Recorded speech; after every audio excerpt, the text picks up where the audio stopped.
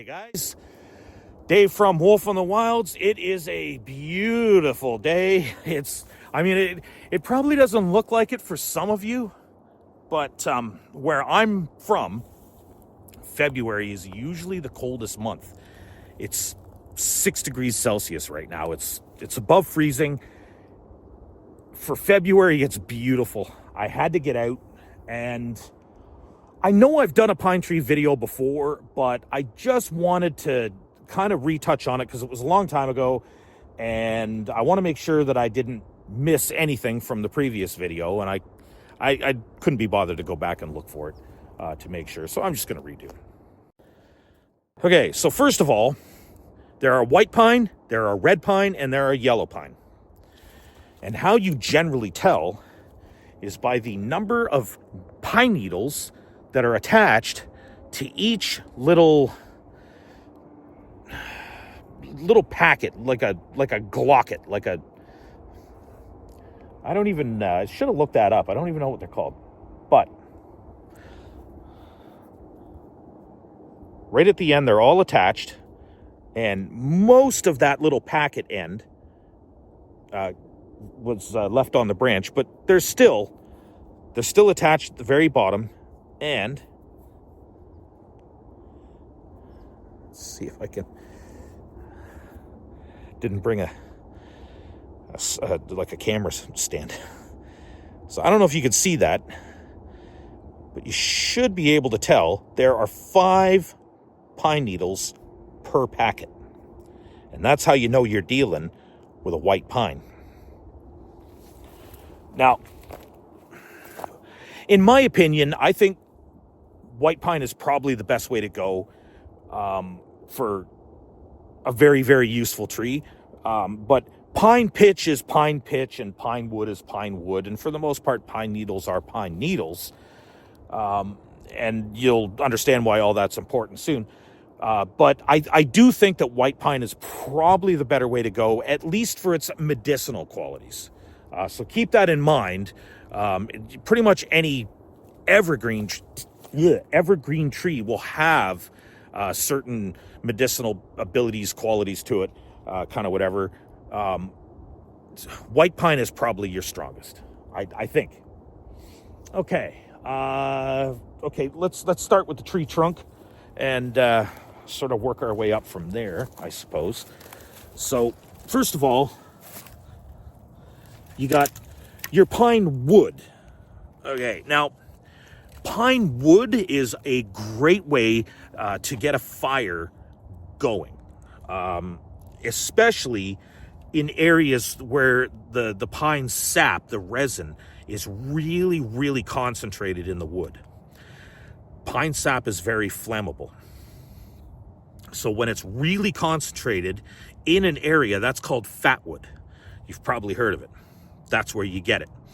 So the pine wood, it's a soft wood and it burns quickly, but it puts off a lot of heat.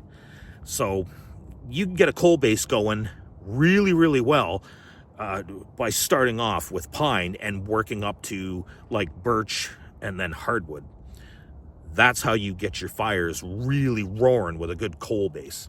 And that's where your really intense heat's going to come from. So if you want to cook over the coals or heat up some rocks, that's what you're looking for. Now here,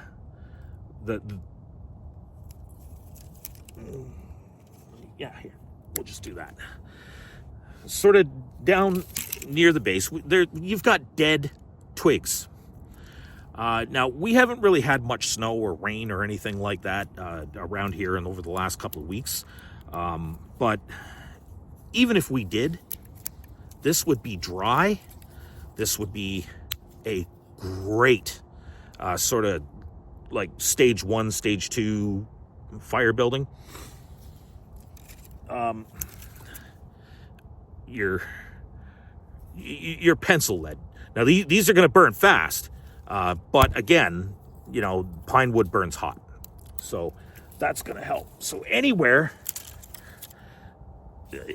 especially like lower on the trunk, you're going to find a lot of really, really good firewood to get a fire started. Okay. Now, I mentioned how flammable pine sap was.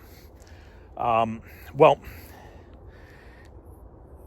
just collecting some sap and putting that on some of your fire lay will get your fire going a whole lot quicker, for sure. But it also has a very, very useful medicinal quality to it. It's basically nature's polysporin. So if you have cuts, abrasions, stings, bites, sort of anything that you want to sort of keep protected that you would normally put a Band-Aid on, this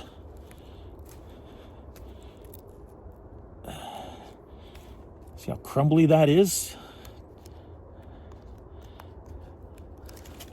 So the pine sap, in more of a liquid form, but I mean it's technically still winter, so that's your polysporin, neosporin type thing. Oh, we're right into the sun. Can't see. There we are. So the pine sap, really flammable, great for a lot of things, great for preventing infections. And if you take some of that pine pitch, mix it in a little hot water and a little bit of campfire ash, makes a great toothpaste. I guarantee you, you've never had cleaner teeth. Just be careful with the campfire ash because you don't want it to be too abrasive. But it's really, really, really good for cleaning your mouth. That is for sure. Okay.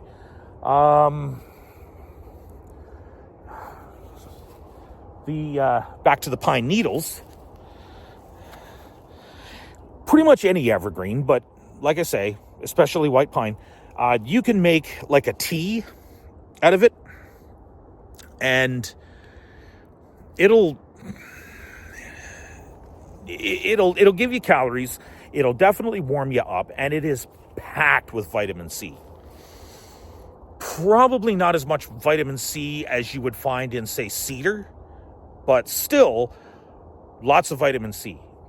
You'll prevent or cure scurvy for sure.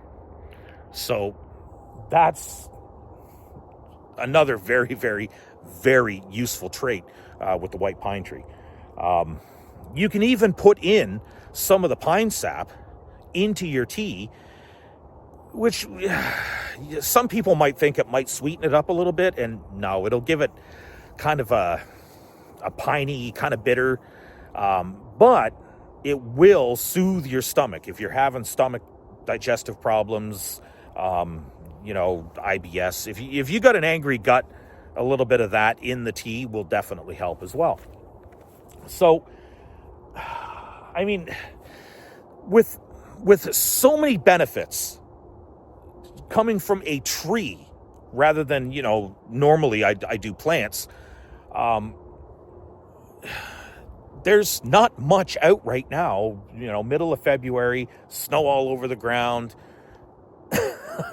I mean, you're not finding much, but trees are always available throughout the year, especially the evergreens. And if you're in a survival situation, you've got fire starting capability, fire extender for like your tinder bundle or whatever. You've got medicinal, you've got nutritional, warming, healing. I mean, this tree basically does a lot for us. So, white pine, everyone. Okay. I think that pretty much covers everything I wanted to say about the white pine tree. We will see you guys in the next video. Until then, stay wild.